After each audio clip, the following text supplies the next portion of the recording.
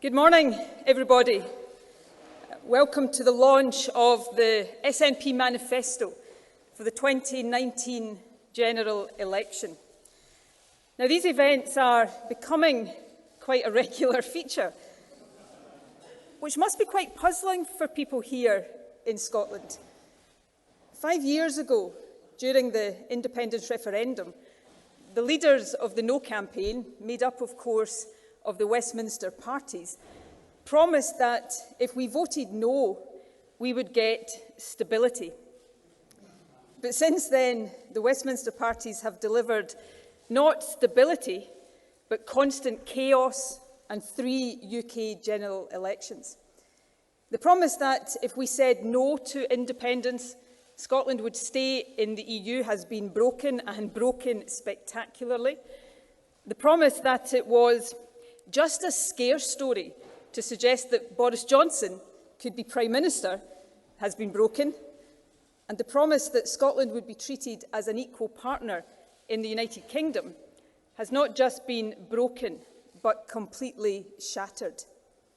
The reality of Westminster control over Scotland is this: a right-wing Tory government Scotland did not vote for, a Prime Minister in Boris Johnson who is dangerous and unfit for office, Tory cuts to the Scottish budget, our National Health Service under threat from a Tory-Trump trade deal, a power grab on the Scottish Parliament, children forced into poverty, and a disastrous Brexit deal that will hit jobs, living standards and workers' rights.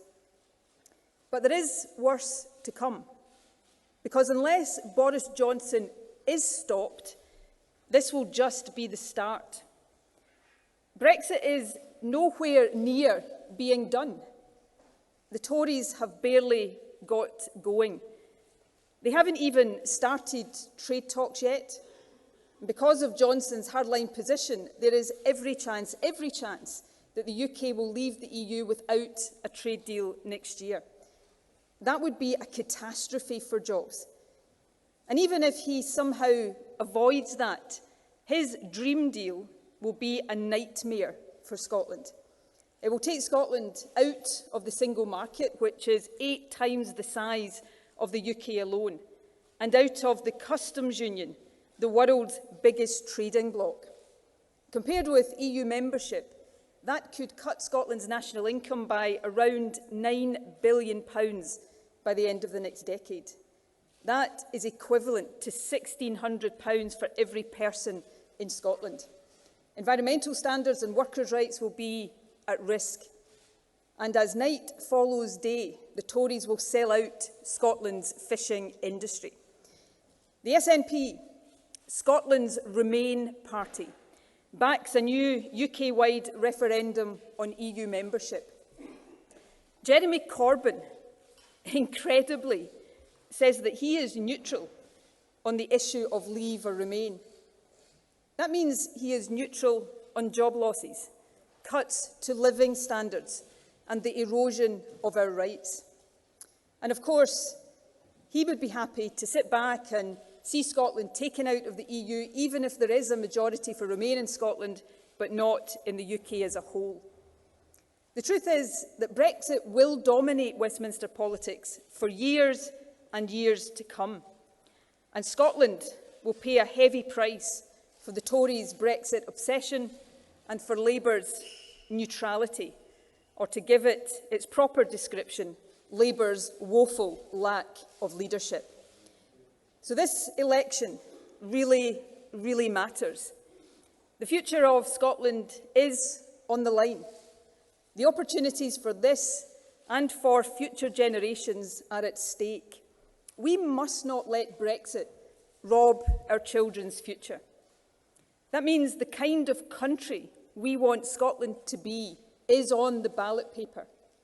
And at the heart of it all, I ask people in Scotland to consider this simple but fundamental question before you cast your vote. Who should decide Scotland's future? The people who live here or Boris Johnson? A vote for the SNP on December the 12th is a vote to escape Brexit. It is a vote to put Scotland's future in Scotland's hands. And crucially, it is a vote to deprive Boris Johnson's Conservative Party of a majority. You know, in this election, the SNP is the challenger to the Tories in every single seat that they hold. So the reality is this: in Scotland, only a vote for the SNP can defeat the Tories. By voting SNP, we can lock the Tories out of office, but we can do that only by voting SNP on December the 12th. And after this election, there is every chance that the SNP will hold the balance of power at Westminster. Now, unlike the Liberal Democrats, we will never, ever help the Tories into government. But we will...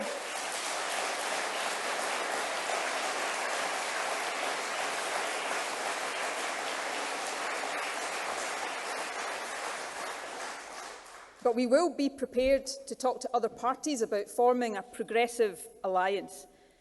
Now, those parties, of course, are already looking to the SNP and to Scotland for inspiration. Many of the policies being promised in this election are already being delivered in Scotland by the SNP. The SNP has already abolished university tuition fees. We've protected the NHS from creeping privatisation. The SNP has not only protected free personal care for the elderly, we have now extended it to all age groups in Scotland. We've introduced free prescriptions. We've set up a genuinely progressive tax system which helps low-paid and middle-income earners. We're setting up a national investment bank. We've kept the water industry firmly in public hands. And while the Tories have been cutting police numbers in England, we've increased the number of police officers by more than 1,000. We've massively outstripped the rest of the UK in social and council house building. And we're helping with the cost of living. The SNP right now is investing in a huge expansion of early learning and childcare for vulnerable 2-year-olds and all 3- and 4-year-olds. This will be introduced in full next year, saving families up to £4,500 per child per year. With limited powers, we've also established a social security system with dignity and fairness at its very heart. We're introducing a new £10 a week Scottish child payment for low-income households by the end of next year. That will lift 30,000 children out of poverty when it is fully implemented. So in government, the SNP is not just talking about transforming our country for the better. We are doing it every single day.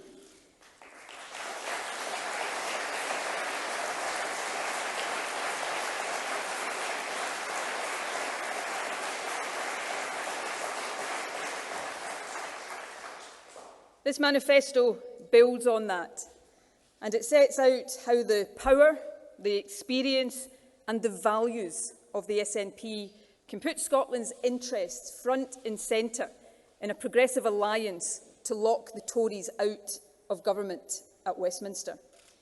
It includes a clear demand for an end to austerity and a 3-point proposal to increase Scotland's budget. Firstly, for our National Health Service. In government, we have shown our commitment in very difficult financial circumstances to the NHS. Despite Tory cuts since 2010, we've increased frontline health funding by 13% in real terms, with more to come. In Scotland, the SNP is spending £136 more per head on frontline health services than is the case in England. And this amounts to over £740 million more spending in Scotland compared to the UK. Now, of course, given our rural population, there should always be higher per capita spend in Scotland. However, if the next UK government raised health spending per head to the current Scottish level, it would not only substantially increase health investment in England, It would mean that by 2024-25, frontline investment in NHS Scotland would be £4 billion higher than it is today. Second, there must be a real end to austerity. The Tories, and let us never forget they did this with the help of the Liberal Democrats, have left the Scottish budget £1.5 billion lower in real terms than it was at the start of the decade. A potential UK government that wants our support must reverse that cut to our budget and ensure real terms growth thereafter. And thirdly, the UK must make right the cuts that Scotland has suffered. Over a decade of austerity, the cumulative price imposed in Scotland has been a massive £13.9 billion. That's how much investment in our communities and public services Scotland has lost. And of course, the cost in human terms has been worse. That must be made right. A party seeking our support must be prepared to set out how they will repair the damage of a decade of austerity and put back money that has been lost. Remember, when the Tory government last needed a handful of votes from the DUP, they bypassed the Barnett formula to find money for Northern Ireland, and in the process, they denied Scotland around £3 billion per year of investment. We say enough. It is time for Scotland to be treated fairly.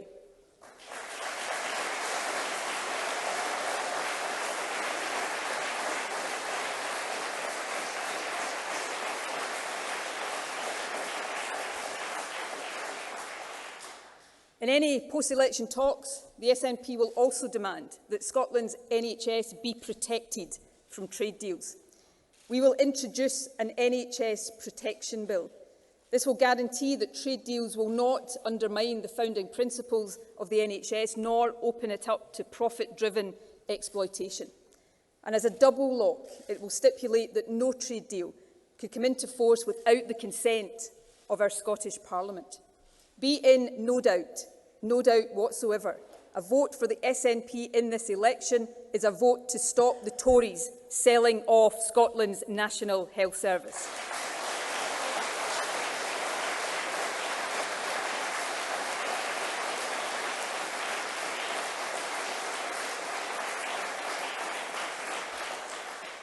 SNP MPs will also demand an end to policies that are pushing people into poverty, debt and desperation.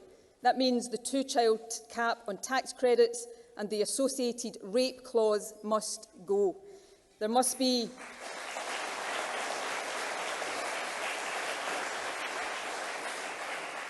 an end to the punitive benefits sanctions regime, the benefits freeze and a halt to the misery of universal credit.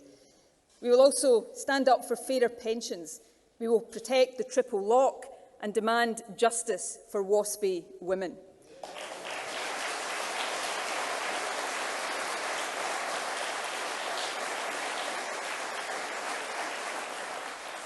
We must never ever forget that the social security system is an expression of values and of solidarity. It helps those who are working hard but who struggle to make ends meet. The SNP will not sit by and watch it torn apart. In government, with the powers we have already, the SNP has been helping parents and families with a special emphasis on those all-important early years. The baby box, for example, provides practical help, but it is also a symbol of our values and of the kind of country we are seeking to build. It demonstrates that, as a society, we value each and every child in Scotland. The current system of maternity leave fails that social justice test. It is unfair and it works against those on the lowest incomes. It also means that parents, mainly mothers, often lose out on pension provision. We want to change that. Emulating policies successfully introduced in Nordic countries and in particular Iceland, we will propose legislation to increase paid maternity and paternity leave and also increase shared parental leave by 12 weeks to 64 weeks. the additional weeks will be specifically for fathers to encourage an increase in paternal leave. That would support mothers returning to work, and it has been shown also to help fathers spend more time with their children after paternity leave has ended. Of course, with the powers of independence, we would have the ability to bring this into force. At Westminster, we will use our influence to press for these measures to be introduced. And this kind of policy is the hallmark of the SNP's approach to government. Practical action to improve people's lives as we build the fairer society we know is possible. On the climate emergency, the biggest moral issue that we face today, Scotland has the world's most ambitious emissions reduction targets already enshrined in law. We're already generating in Scotland 3/4 of our electricity from renewables. Using our influence, SNP MPs will demand that the UK matches Scotland's ambition, meets its Paris Climate Agreement responsibilities and sticks to future EU emissions standards. We will propose a green energy deal that will ensure green energy schemes get the long-term certainty needed to support investment. The UK Office for Budget Responsibility estimates that oil and gas revenues will be worth £8.5 billion over the 5 years to 2023-24. That revenue, the vast bulk of it, of course, from Scotland, should be put to work in building that transition to a greener, sustainable future. So we are proposing the ring fencing of oil and gas receipts, creating a net zero fund to help pay for the energy transition through investment in areas such as renewable energy, electric vehicles and carbon capture, utilisation and storage. And because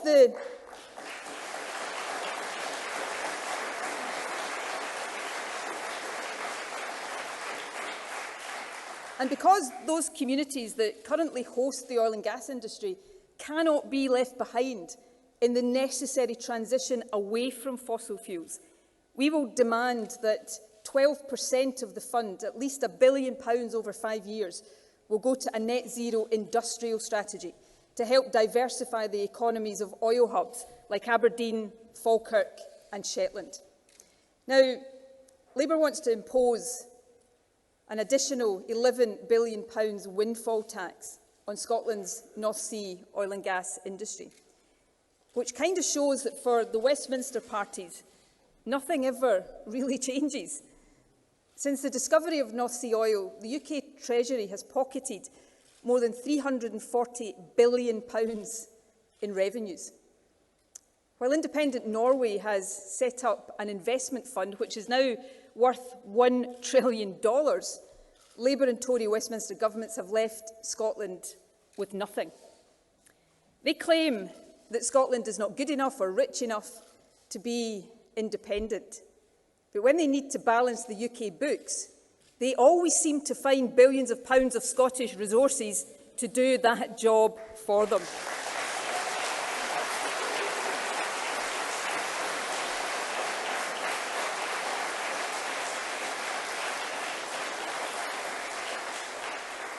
Well, let me suggest today a much better way.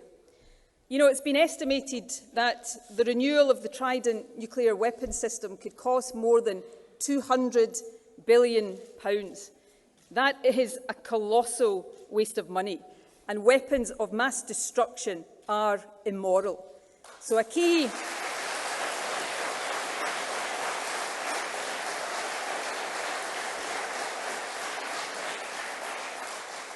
SNP demand for our support will be the removal of Trident from Scotland and the saving of billions of pounds to be invested instead in our precious public services.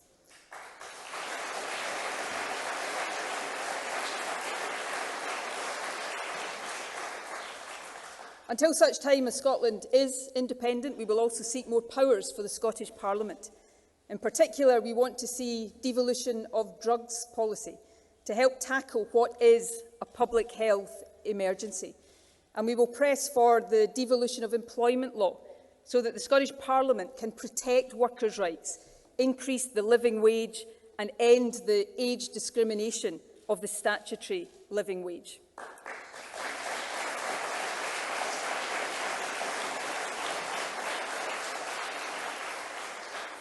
So let people be clear. A vote for the SNP in this election is a vote to reverse austerity and to protect our NHS. It is a vote for action on climate change, for a fairer country and for more powers for our Scottish Parliament. But in this election, as has happened so often in the past, Scotland is facing a democratic deficit. Brexit is just the latest, albeit very extreme, example of that. You know, the Tories last won a general election in Scotland in 1955. In the last 60 years, there have been 16 UK general elections. The Tories in Scotland have not won a single one of these, not one. And yet, for 36 of those 60 years, Scotland has had to endure Tory governments that we did not vote for. That is a democratic outrage, and that must change.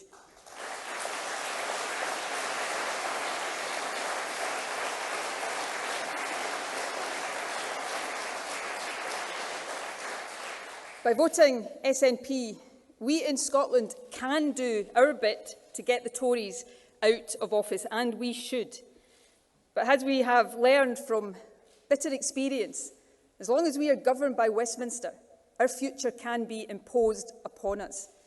It is time to take Scotland's future into Scotland's hands. Now, I think people are becoming increasingly sick of hearing Jeremy Corbyn and Boris Johnson talking about not allowing the Scottish people to choose our own future. Well, I've got news for them. It's not up to you.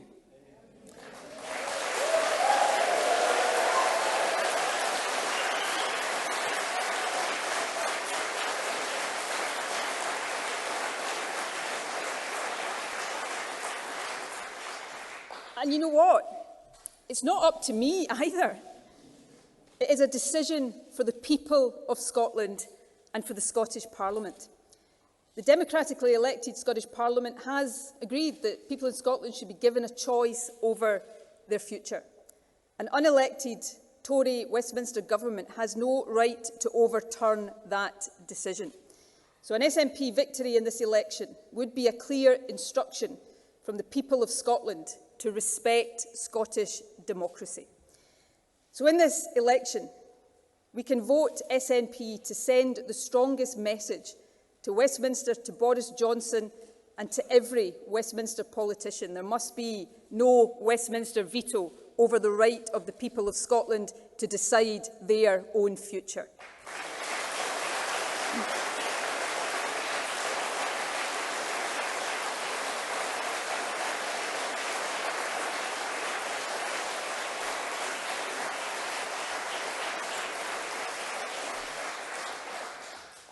And the SNP's message to any Westminster party seeking our support is this: if you cannot support this most fundamental of democratic principles, then the SNP cannot and will not support you.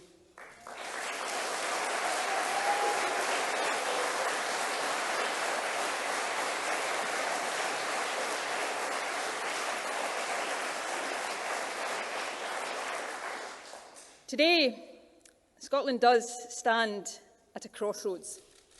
We are facing two futures. In one future, we will be governed by Boris Johnson and taken out of the EU against our will. We will be at the mercy of an increasingly right-wing Tory party that will let nothing get in the way of their extreme Brexit vision. The right-wingers who are now running the show want to abandon EU standards, they want to cut Scotland's share of UK government spending, and they have shown that they will trample all over devolution if it gets in the way of Brexit. People in Scotland have the right to consider an alternative future, one in which Scotland's future is in Scotland's hands. not in Boris Johnson's hands. A future with Scotland as an equal partner with our closest friends in the rest of the UK and with the European Union. In an independent Scotland, we will always get the governments we vote for. The NHS will always be protected from a Tory-Trump trade deal. Decisions about taxation and social security will be made by the Scottish Parliament. We will have a migration policy tailored to Scotland's needs. There could never be a rate clause or a bedroom tax forced on the people of Scotland against their will. Scotland is a country of extraordinary talent and resources. We are already one of the wealthiest countries in the world. We are rich in renewable energy. We have a world-class food and drink sector. Our tourism industry is booming. We're a world leader in the cutting-edge industries of the future. We have more top universities per head of our population than any other country in the world, bar one. So we can be confident that a better future for Scotland is possible. We don't have to put up with the Brexit mess and what Westminster chooses for us. We don't have to put up with Tory governments that we don't vote for. We have the power at this election to change all that. So to people across Scotland, wherever you are, whatever your background, wherever you've come from, and however you voted in the past, let's join together. Let's stand up for our right to choose a better future. At this election, I am asking you to vote SNP to escape Brexit. Vote SNP to lock Boris Johnson's Tories out of office. Vote SNP to take power into your own hands, the hands of the people of Scotland. Vote SNP so that together we can build a better country for this and for future generations. Thank you very much indeed.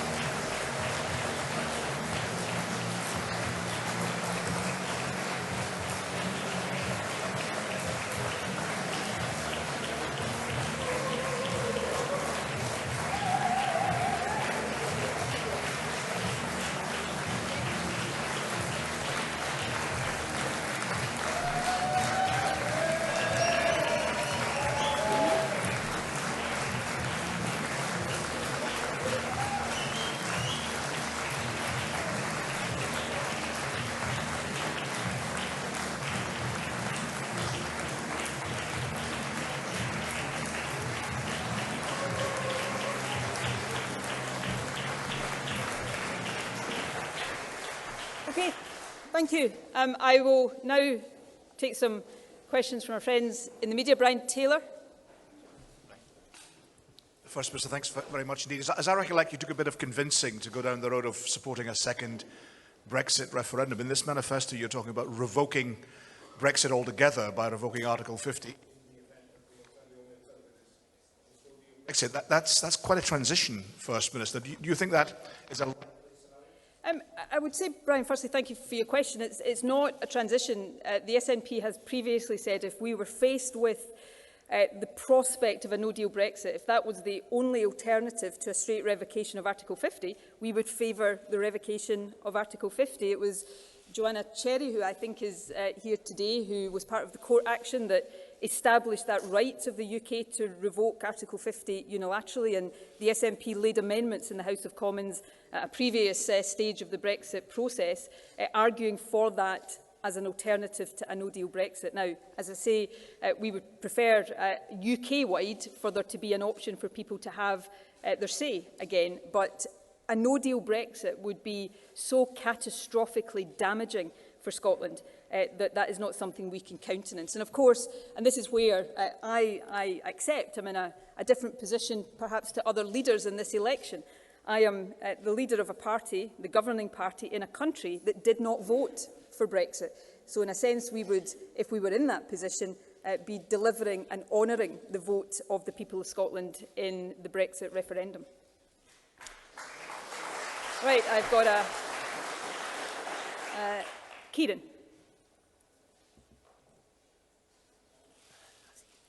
You have said... Is this on? Yes. You have said, First Minister, that you would support Jeremy Corbyn as Prime Minister in exchange for an independence referendum. The Chief Rabbi has suggested that if Jeremy Corbyn became Prime Minister, the soul of our nation would be at stake. That decision may well come down to you. You could help Jeremy Corbyn into number 10. You could stop Jeremy Corbyn becoming Prime Minister. Why would you go against the warning of the Chief Rabbi on behalf of the majority of British Jews in exchange for an independence referendum? Well, look, can I say firstly, I deplore Jeremy Corbyn's lack of leadership on the issue of anti-Semitism, and I do not condone in any way, shape or form that failure on the part of him and of the Labour Party to eradicate that from their ranks. I've said before on more than one occasion that we don't choose, I don't get to choose the leaders of the UK parties. We're in a Westminster election. If there is a hung parliament and the SNP is in the position of holding the balance of power, we have to decide how best to exercise that influence on behalf of the people of Scotland, but also as far as we can on behalf of the interests of people across the UK, and that's what we will seek to do responsibly. We would not be signing any blank cheque to Jeremy Corbyn or to any leader of the Labour Party. You've mentioned the position on an independence referendum. I've set out a number of other issues on which we would want to and demand to see real progress in order for our support to be relied upon. But finally, I would say this to people who are worried, who are understandably worried about aspects, including the one you've mentioned, of Jeremy Corbyn's leadership.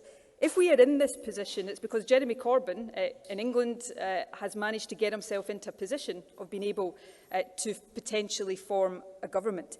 And the SNP has a job to do in those circumstances of making sure the right values, the right policies, the right priorities are to the fore. So in addition to all of the other things I've been speaking about, we would be very clear of our expectations to any party leader who wanted the support of the SNP to make clear its zero-tolerance approach to anti-Semitism, to Islamophobia, to any form of prejudice and racism. And I think to those worried about Jeremy Corbyn, it should give a degree of reassurance that SNP MPs with the right values and the right approach on these issues are able to apply that pressure. But my intolerance and my condemnation of anti-Semitism and any form of racism could not be more emphatic or stronger.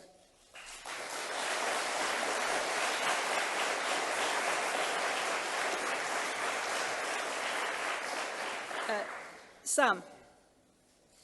Sam Coates, Sky News.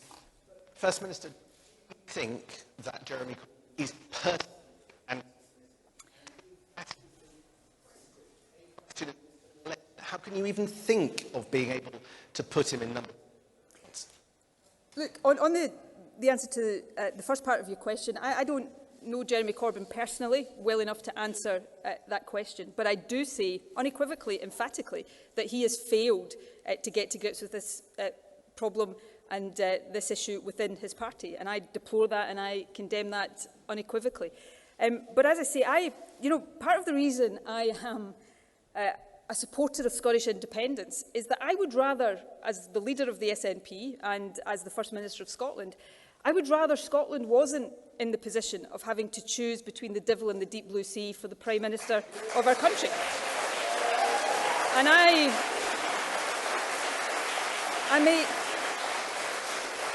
make no bones about that. I could never support Boris Johnson as Prime Minister for a whole host of reasons. but on issues of racism and racist comments, he certainly has a charge sheet of his own to answer there. And I would expect any Prime Minister, any candidate for Prime Minister, to absolutely take on these issues centrally. And I say again, while I would far rather Scotland was independent, I would say to people, not just in Scotland, but across the UK, I can't decide the outcome of the election in England, but if Jeremy Corbyn's in a position, and Labour are in a position of being able to form a minority government, then better to have the influence of the SNP in there, the decent SNP MPs that will make sure the right values are to the fore on the part of any government.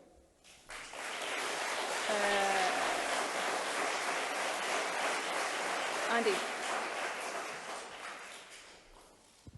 Thank you very much. Andy Bell, 5 News. So we've heard your views on Jeremy Corbyn, but you say Boris Johnson is unfit for office. Can you just first of all spell out for us why you think he's unfit? I mean, that's going a hell of a... How long do you have? It's going a long way beyond just saying I disagree with him. Spell out why he's unfit, and it could well be you're going to be dealing with him to try and get an independence referendum. Is it smart politics, dare I say, to start calling that man unfit when you might be dealing with him to try and get that second independence referendum? Well, the question, can you spell out why Boris Johnson is unfit for office? I'm happy to do that. I'm just conscious, though, we don't have the let on this venue for the entirety of the day. So I may...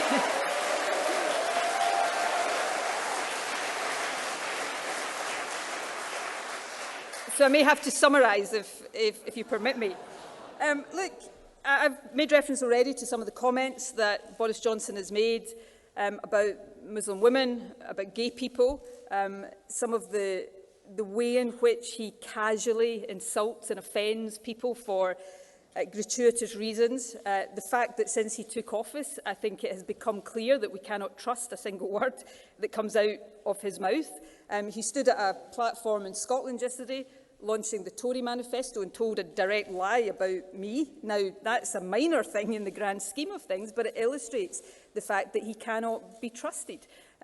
He dodges scrutiny. I don't know whether that's going to change for the rest of this campaign. And of course, he is absolutely set on taking Scotland out of the European Union against our will with the most damaging deal possible. So these are just some of the many reasons that I do believe Boris Johnson is unfit to be Prime Minister of the United Kingdom. And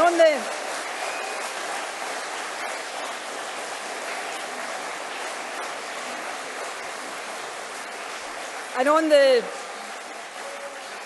second part of your question, that, well, I might have to deal with him after the election. Well, firstly, I like to just be a straight talker on these things, whether he likes it or not. But the second point I'd make is this. In Scotland, we have the opportunity to vote in a way that deprives Boris Johnson of the majority he is seeking, and to play our part in ensuring that he's not in a position to be calling the shots over Scotland's future after this election. I will say again what I said earlier on, in every single one of the 13 seats in Scotland that are held right now by Conservatives, the SNP is the main challenger. So the message to people, the length and breadth of Scotland, could not be clearer. If we want to stop Boris Johnson, vote SNP, because that is the only way for Scotland to do it.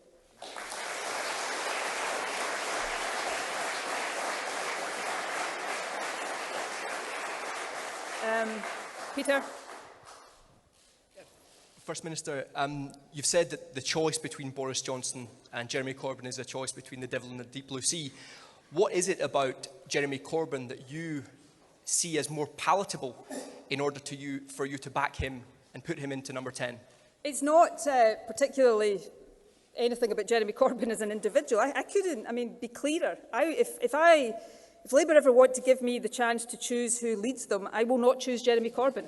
I'm not sure who I would choose, but it would not be Jeremy. I'm not a fan of Jeremy Corbyn, but if you're asking me in terms of why Labour and not the Conservatives, it is a policy-based thing. I don't agree with all of Labour's policies, far from it, but I have more in common in terms of the social and economic outlook than I ever have done or ever will with an increasingly right-wing Conservative government. And of course, you only have to look at the Labour Party's UK manifesto to see that they have borrowed quite a lot from previous SNP manifestos.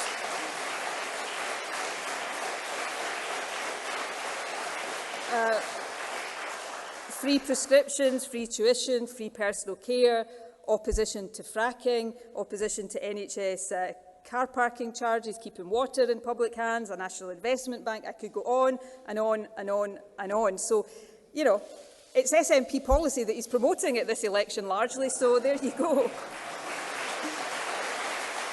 Right. With my apologies to some of the print journalists up the back, this is where my eyesight gets a little bit strained. I think I am seeing Sev Carell there. Yeah. Thank you, First Minister. Severn Carell at The Guardian. You say you're no fan of Jeremy Corbyn. Would you support any moves at Westminster within the Labour Party or elsewhere to replace Jeremy Corbyn as Labour leader in order to have a post-election coalition with Labour? Look, I don't choose the leader of the Labour Party. I've said if I did choose the leader of the Labour Party, I wouldn't choose Jeremy Corbyn. So that probably gives you the answer to the question. If Labour wanted to change its leader, but I wouldn't have any great objection to that. Well, I suppose I should caveat it with see who they wanted to change it to. But I'm not in charge of that decision. And, you know, that is just the fact of the matter. But I come back to the central point here. You know, we are part of a Westminster system right now. Scotland is part of a Westminster system. If we want to make sure that Scotland's interests are as protected as it's possible to have them in that Westminster system, and that is a deeply flawed system from that perspective, then the SNP has to be prepared to exercise its influence in that way. But I would far rather Scotland wasn't having to sit and just hope that we get the least worst option. That's how it always seems to Scotland in general elections.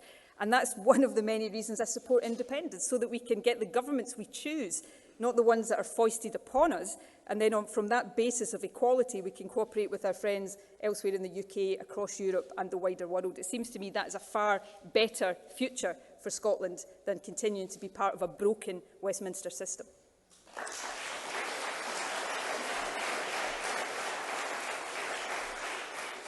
My apologies, but it may be helpful to me and to you, actually, if the print journalists could stand up if they want to ask a question, so I could see you a bit more clearly. Hello. Not all at once, of course, but Katrine. It's Katrine Bussey from the Press Association. I just wanted to ask First Minister if your party was being misleading to voters when you put out leaflets in East Dunbartonshire that a court ruled yesterday were inaccurate and potentially defamatory. Thank you. No, obviously the lawyer who represented that campaign yesterday put forward the case. We, of course, respect the judgment of a court and will honour that judgment. But beyond that, in a more general sense, I would say this. Jo Swinson has a record that she needs to be prepared to defend, and it's not a good record. It's not a good record on austerity, on welfare, on fracking, on a whole host of other things, and she seems a bit sensitive when it's raised, but it's going to continue to be raised because she can't run away from it.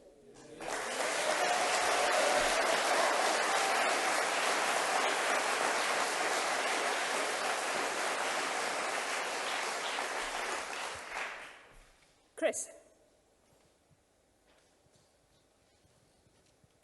Hi, Chris Musson from the Scottish Sun. The manifesto puts an independence referendum next year front and centre, next year in particular, when there's perhaps no polling evidence to show a majority of Scots want an independence referendum next year. Are you risking here alienating anyone other than die-hard independence supporters? No.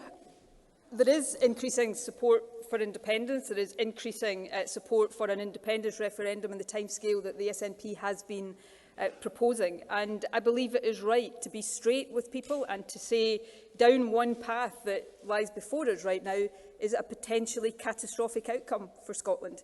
Being taken out of the EU, being governed by Boris Johnson with all that comes with that. So I believe it is really important for Scotland to get the opportunity to choose a different future to that and to choose what, in my view, is a better future. But the point I would make to everybody in Scotland, to those who support independence, to those who don't support independence and who we still seek to persuade, and indeed to some who I know will never support independence, and to those who may still be undecided. The point here of unity, I think, is that it should be for people in Scotland to make that choice. So whatever Scotland's future is going to be, it should be for the people of Scotland to decide that. It should not be imposed upon us by Boris Johnson or the Westminster system. And if we don't take that future into our own hands, that's what's going to happen. We're going to have a future imposed upon us that is not one we want and is one that is going to do great damage to this and to future generations. So I think it is time to choose a better alternative to that.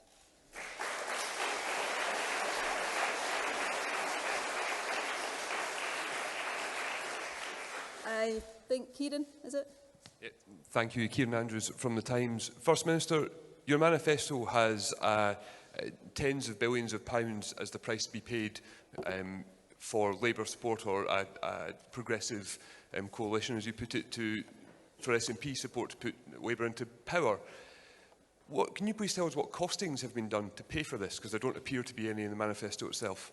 Well, we'll give you figures on any of the policies that you want figures for, but let me be very clear about our position here. Other parties in this election, UK parties, are making commitments about increases in public spending. What we are doing as a party that may hold the balance of power is setting out what we would expect some of the priorities for investment that we would seek to have, and we set that out in our manifesto. Of course, we will scrutinise budget proposals that come forward and be guided by the principles that are absolutely at the core of this manifesto. Income tax, of course, is already devolved to Scotland, but the progressive approach we have taken to that would be the progressive approach we would expect to inform any tax changes that Westminster parties were proposing.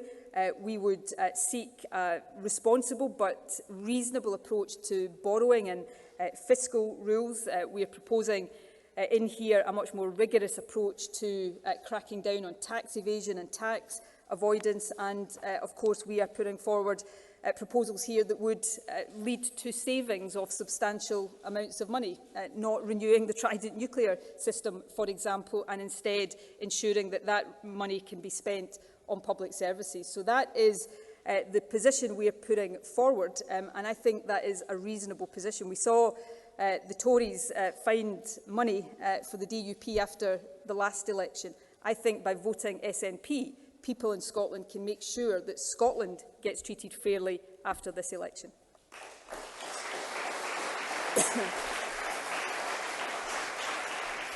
Right, I think I've got time for a couple more. Tom?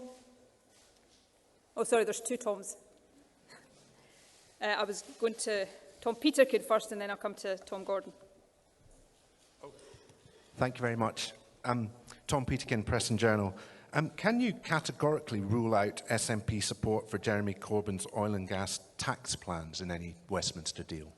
I am not attracted to that or in favour of that. The only caveat I'd put is I've not seen any detail of it, but it seems to me that that proposal would cost jobs in the northeast of Scotland in particular. I am absolutely committed to the transition away from fossil fuels. That transition is already underway in Scotland, but we've got to make sure that is done fairly. You know, I grew up in the west of Scotland when I still saw the legacy of previous industrial transformations, when people were left behind, when there was not a fair transition, and we've got to make sure it's fair. I don't think, from what I've seen so far, that this proposal does that, and I believe what we are proposing in terms of the Net Zero Fund and the Net Zero Industrial Strategy is a far better way to proceed.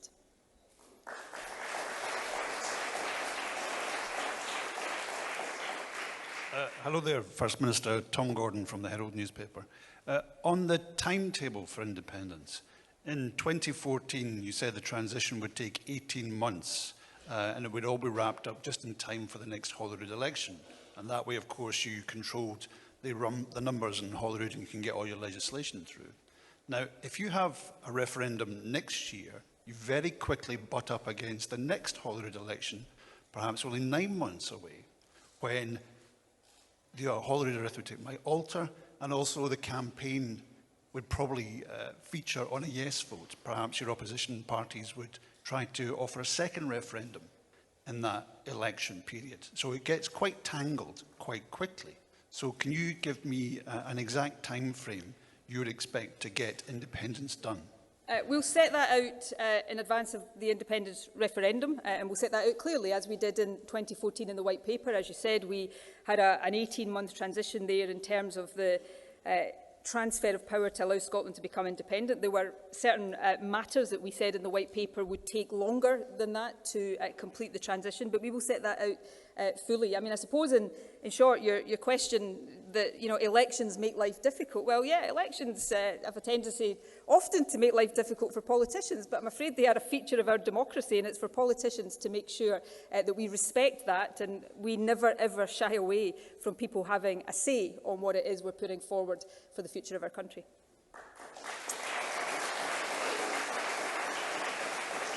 Okay, I think Andy. Andy Phillip at the Daily Record. Your message on Brexit is very clear, but what do you say to the million Scots that voted leave? Well, look, I've always said I respect the vote of people who voted leave. I think the reasons that drove many people to vote leave, and you know, obviously some of them were directly related to the European Union, some of them, and I'm saying this based on many conversations I've had with leave voters, were due to frustration around austerity in the direction that Westminster was taking our country. I think those issues have to be listened to and addressed. But I would say two more things. You know, as First Minister, I cannot ignore the fact that a very clear majority of people in Scotland voted to remain in the European Union. And I have a duty, I think, to reflect and represent that desire of people in Scotland not to be taken out of the European Union against our will. The second point I would make is that I have spoken to so many people who voted leave in the Brexit referendum. I'm not saying they've changed their mind on the basis on which they cast that vote, but they are as sick of the mess that Brexit has become as those who voted to remain in the EU, because nobody who voted leave expected it to descend into the chaos that it has done. That wasn't inevitable, and I have spoken to very many leave voters who, if they had the chance tomorrow, would probably vote differently to how they voted in 2016. But as First Minister, and indeed as leader of my party, I will always seek to listen to and to respect how different people voted. And the final point would be, whether people voted leave or remain in the Brexit vote, nobody expected it to become the mess it has. And also, that fundamental point is that we should not as a country be having our future decided for us. Whatever future we have as a country, it should be one that we come together and decide ourselves. Okay, I think with that,